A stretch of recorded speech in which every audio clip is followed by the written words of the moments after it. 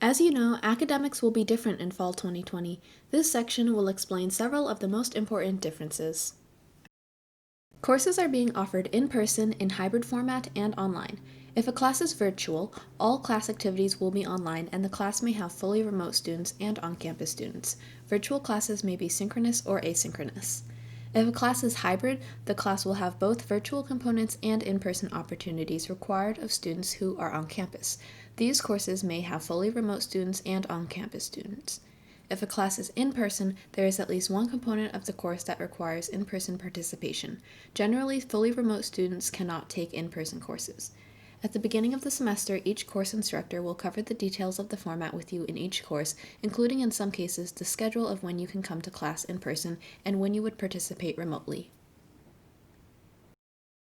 When you do go to class in person, you'll notice a very different setup. Classrooms have been physically rearranged so that everyone stays 6 feet apart at all times. In auditorium-style rooms, you'll see a setup like this photo of Barnum. The chairs with stickers on them are placed where a person can't sit. The chairs with stickers are all 6 feet away from each other so that people sitting in each are always physically distant. In seminar-style rooms, the tables and chairs have been moved so that everyone is 6 feet apart. Please leave tables where they are and leave chairs on the blue stickers on the floor. Similarly, in rooms with totally flexible arrangements, stickers have been placed on the floor 6 feet apart.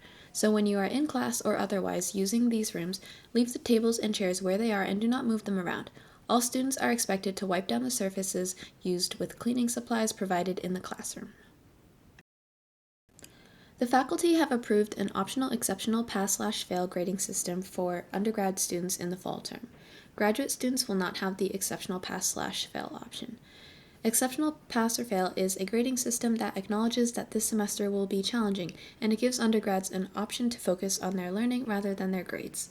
Undergrad students may elect exceptional pass/fail for any or all of their courses this fall.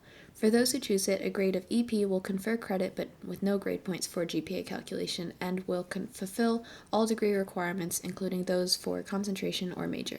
A student can elect to use exceptional pass or fail by submitting a pass/fail petition on the registrar's website by December 11th. If you find yourself needing academic flexibility during the course of the semester, contact your professor and your advising dean.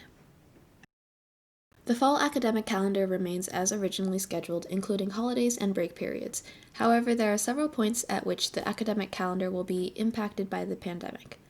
At the start of the term, this fall's arrival and move-in is spread out over several weeks due to the state's travel quarantine protocols.